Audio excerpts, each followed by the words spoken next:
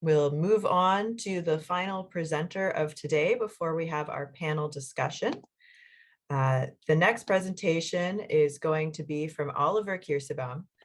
He has a PhD in nuclear physics from Aarhus University, Denmark.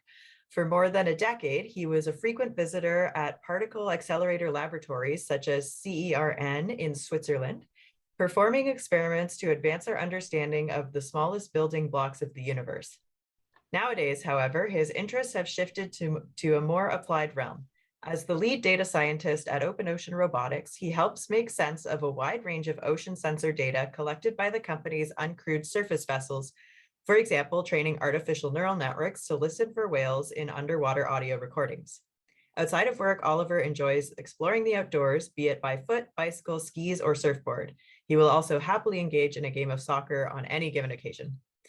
Take it away, Oliver.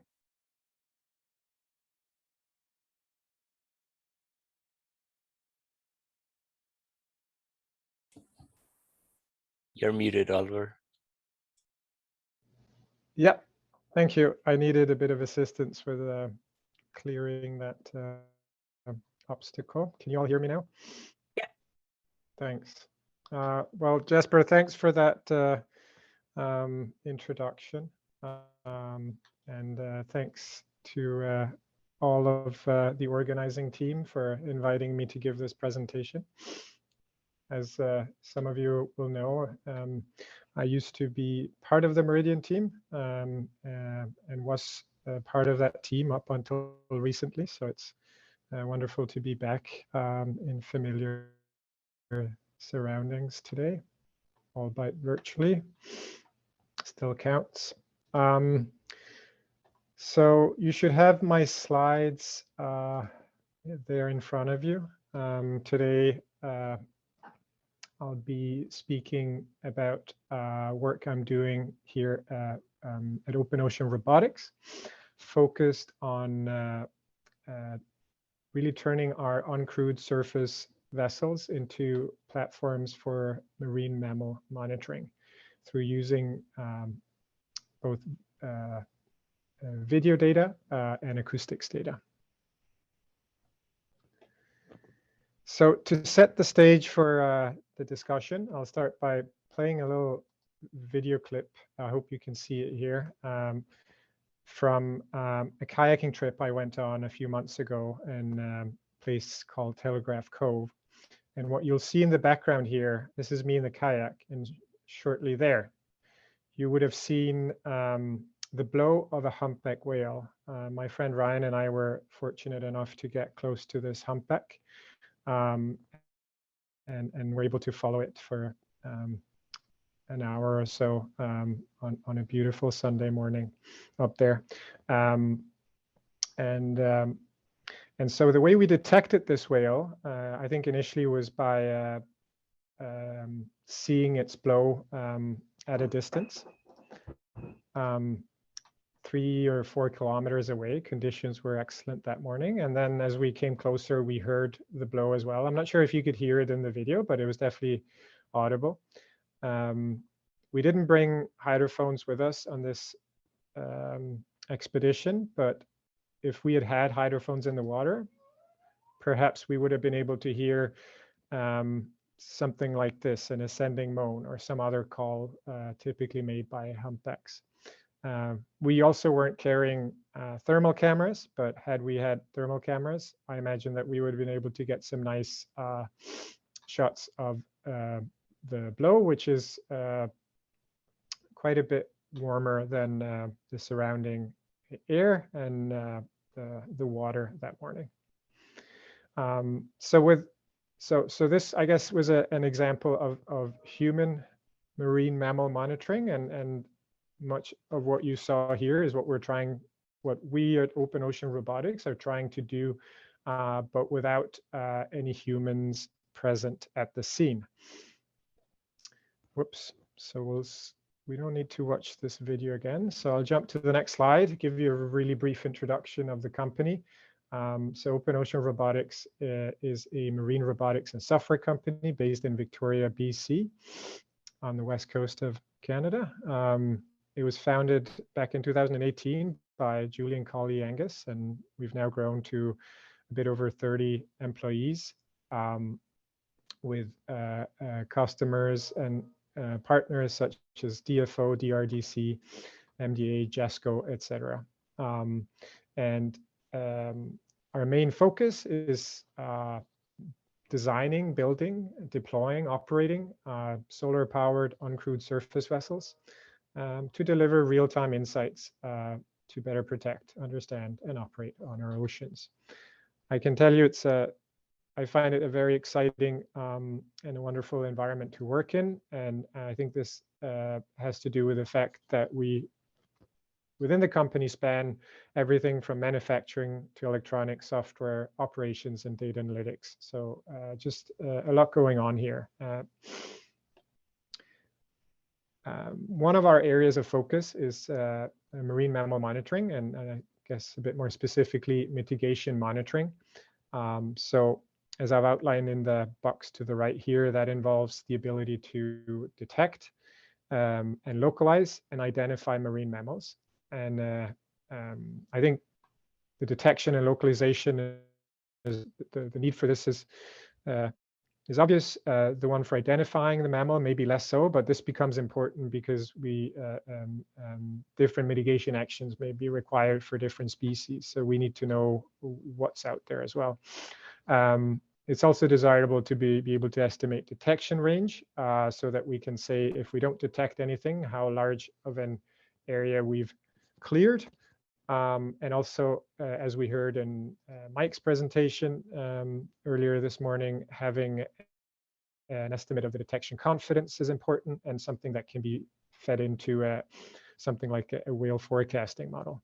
And finally, we need an ability to transmit detection information from our vessels in near real time to shore for some degree of human validation before we can turn these detections into management actions. And as we've heard in multiple talks throughout this workshop, this type of work is relevant for a few different scenarios, at least Navy sonar exercises. We've heard about that, and also avoidance of ship collisions, and also monitoring of noise disturbance in relation to activities like pile driving, marine seismic surveys, etc. And the company has currently 3 major grants that are funding this type of work from Fisheries and Ocean Canada, from Sustainable Development Technology Canada, and also from DRDC through the Ideas Challenge, all focused on acoustic and visual monitoring of marine mammals. Now, a little bit about our vessel. I usually describe it as roughly the size of a big surfboard or a stand-up paddleboard, which I think is reasonably an accurate description. It's a bit heavier than that, though. It's has a dry weight, as you can see, of 125 kilos. It has an array of solar panels on the top. So, and then inside it we have batteries, and then so this allows us to go out for up to several months at a time. And there's a small little pod motor propeller that provides propulsion up to speeds of a little bit above 10 knots. And then I think the most clever or striking feature of the design here, this row bar at the back, which helps the vessel come back upright if it capsizes. So it's a bit like you would know one of these cups that you can give to infants that will always come back up to reduce spill. It's kind of how it works. So that gives us robustness out on the open ocean. We pilot these remotely. We can transmit data to and from the vessel. If we're near shore, this can happen through a cellular network. If we're further out, we use satellite. But satellite is obviously more costly, and you're limited in terms of how much data you can transmit. So for specifically for marine mammal monitoring, the 2 types of sensors that are most relevant for this application are the cameras on board the vessel and the towed hydrophones that we can use on some missions. We have 3 visual cameras that provide us nearly 360-degree view, as depicted here on this diagram. And they sit up here about a meter or so above sea level. We also have an infrared thermal camera that has a somewhat lower vantage point in the way it's mounted at the moment, and it looks forward and has a almost 100-degree field of view. As for the hydrophones, we're still exploring and testing different solutions. I've listed the main ones here. We've been out on several missions with these different types of towed arrays. As any of you who's worked with underwater acoustics will know, there are many considerations in choosing a hydrophone array, such as whether you want to go with a single node or a full line array, whether you want a digital or an analog solution, how high you wish to be sampling the audio. This also depends on how much data you can store on your vessel, on your platform. Important considerations in regards to noise, reducing noise from water flow, from electrical noise, stuff like that, and of course the cost of the array. So this is something that we're working actively on at the moment. Now, on the vessel itself, for data processing, we have a Jetson Xavier NX, which is a fairly powerful little computer, which has a GPU to accelerate computations with neural networks. And this little board consumes a fair bit of power, more than you would want to be consuming if you were out, say, on a glider. But for a vessel like ours, a surface vessel, which is able to recharge batteries through solar power, this is fine.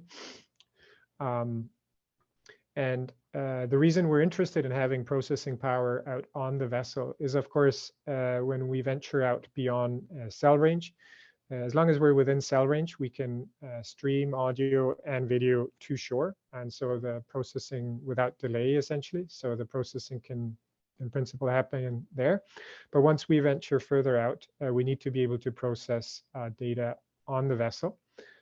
So to a larger degree, we need to be able to automate the detection of acoustic or visual events, and then be able to transmit really compressed limited data packages to shore through satellite to help a human operator validate those detections. Currently, we're working with something called short burst data, Iridium short burst data, which is really very limiting. Soon we'll be able to upgrade to Certus, which will give us a bit more bandwidth, but cost is always an issue with this type of stuff. So now moving on to the machine learning part, as I started work on this back in July this year, I hadn't really worked with computer vision previously, and mostly been working with acoustics. And I was amazed at how easy it was to get started with doing deep learning with computer vision compared to acoustics. So with a few lines of code, I could download a pre-trained object detection model and run it on a little video that my brother had sent me of my nephew in their apartment in back home in where they live in Hamburg in Germany. And I could run this model on it, and it would correctly identify my nephew as a person with a high confidence, close to 100%. Although you'll notice that towards the end of this video, as he comes down towards the floor, the model is confused and thinks for a little while that he's a dog. But overall, I was impressed that this type of stuff was so easy to do compared to the challenges we still face with the underwater acoustics. Now, moving to the marine domain, of course, these off-the-shelf models don't work quite as well. There are some other challenges that we're faced with there. We are faced with challenges such as poor visibility, high sea state, and in our case, we get spray on the lens. So again, contributing to poor visibility. We also have a lot of camera motion, but I think more than anything, what sets this apart from the computer vision on land situation is that we're looking often for tiny little objects out on the horizon. So on this video clip, if you really squint and look closely, you may be able to spot a vessel out there on the horizon, which is not much more than a few pixels. And so taking the off-the-shelf models and applying them to videos such as the ones we're recording, you don't get great results off the shelf. You have to do some retraining for sure. What also helps is to stabilize your recording, which you can do in software.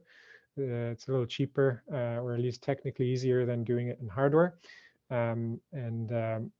What you realize when you do that is that I think something that's really important when you go into the marine domain with computer vision is to use temporal context. So detecting this vessel on the horizon is feasible because we can because it's an object that doesn't move from frame to frame. So leveraging that temporal evolution, that information, passing that on to your detection model is important to help it detect little objects. Because many of the computer vision models that are off the shelf, they work on a single frame basis. They only look at one frame at a time. And so they would not necessarily be able to detect something like that.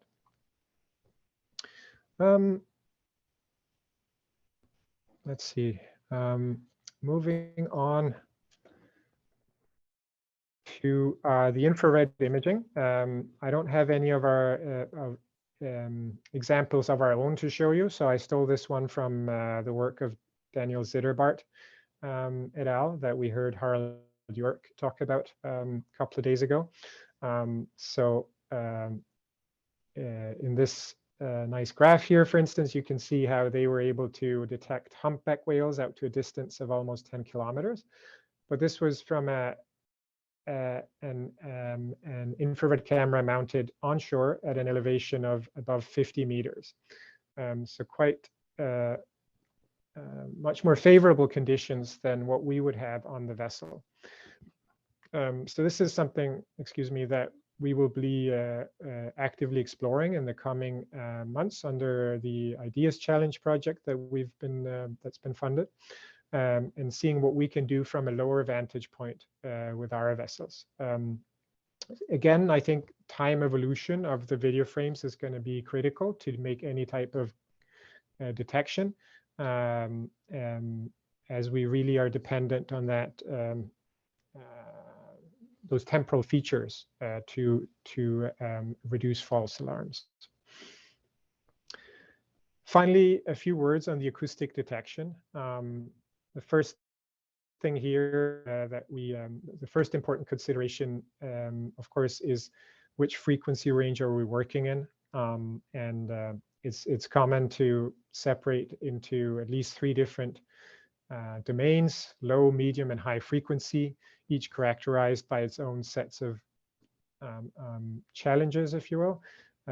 Low frequencies are going to be hard for us, I think, in particular because of flow noise. Unless we're sitting completely still in the water, then there's going to be some flow noise, which could make detections at very low frequencies challenging, but certainly not impossible. The medium frequency range is where we have the most, where we're going to start, I guess, where we see where there's certainly opportunity to do something right away. High frequencies, again, here, there are other challenges and one of them is just to detect high frequency, you need to sample at very high rates, and so that generates a lot of data. So our initial focus will be on the medium frequency range, particularly interested, of course, in the killer whales that live out here on the West Coast, in the waters out here, and we'll be adopting this deep learning approach that we've heard about in several talks in the workshop, in which we train convolutional neural nets at detecting features in spectrograms. In addition to acoustic detection, we also want to be able to do localization. One approach that we are interested in pursuing is using time of arrival to localize sound source. So that would involve having several vessels out on the water at the same time, spaced apart by, say, kilometers.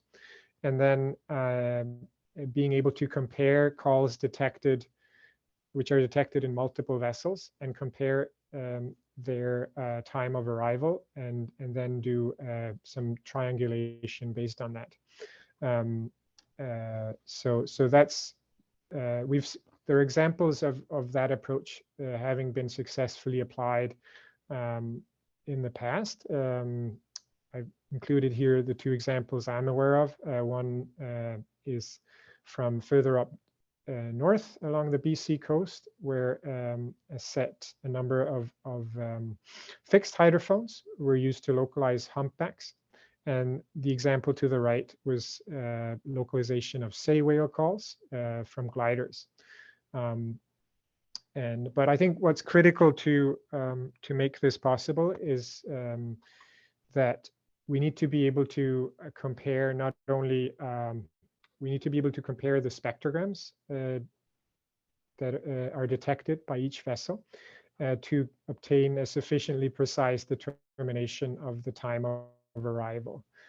So some level of communication and data exchange between the vessels is likely going to be necessary to achieve a sufficient precision through this approach, which should be able to get us down to a localization accuracy of a few hundred meters or better, I would expect.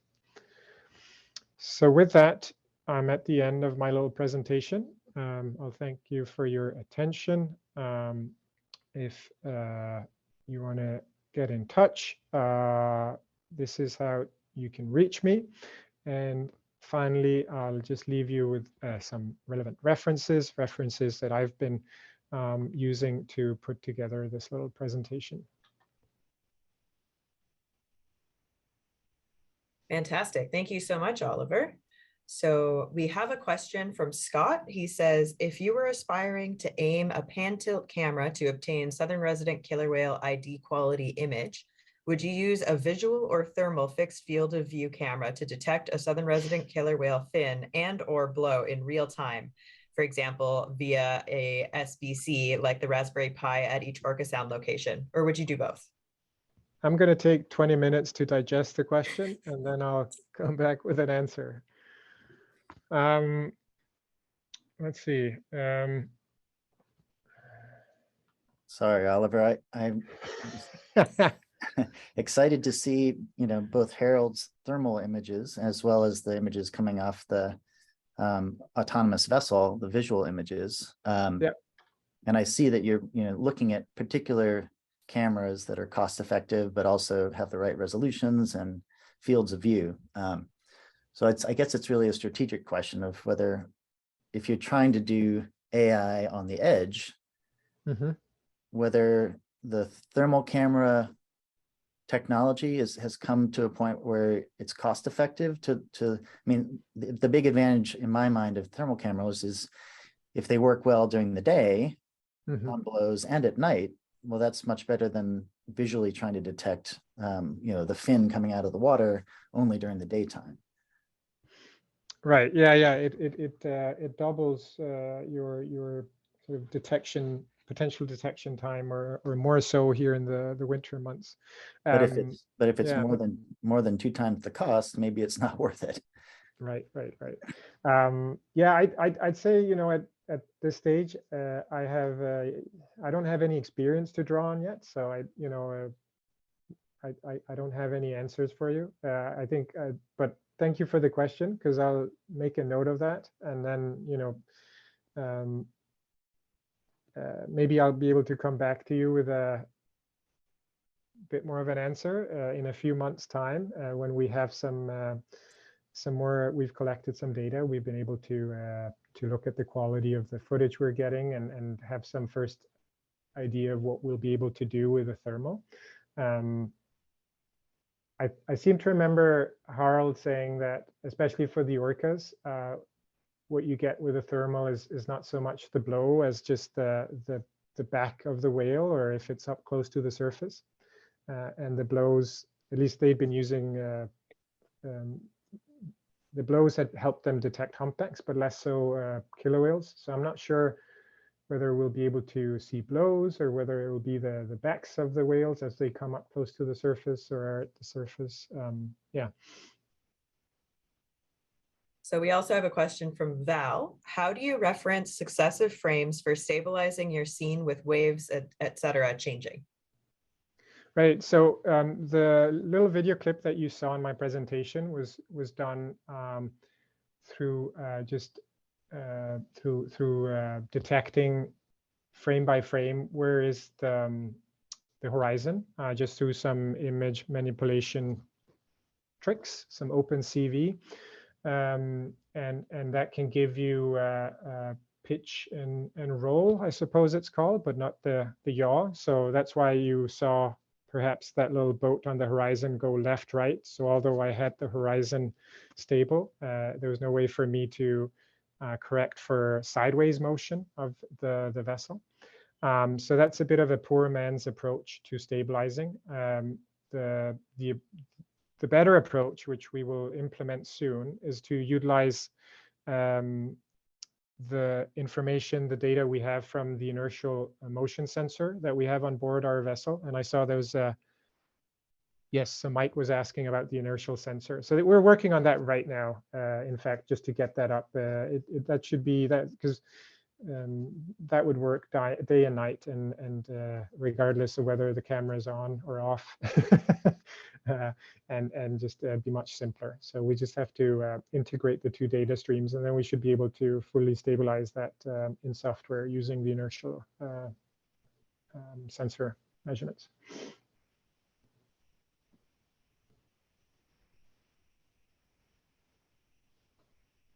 Great. So not seeing any more questions at the moment. What's happening now is a 10-minute break before the panel discussions. And we can continue discussing here during the break if you'd like. Also, I've been informed that participants are not able to direct message each other. So I'm going to open a bunch of breakout rooms during the break in case you'd like to talk to somebody specific. Just send them, well, send a group message, I suppose, and let them know which room you're going to. See you all back here in about 9 minutes.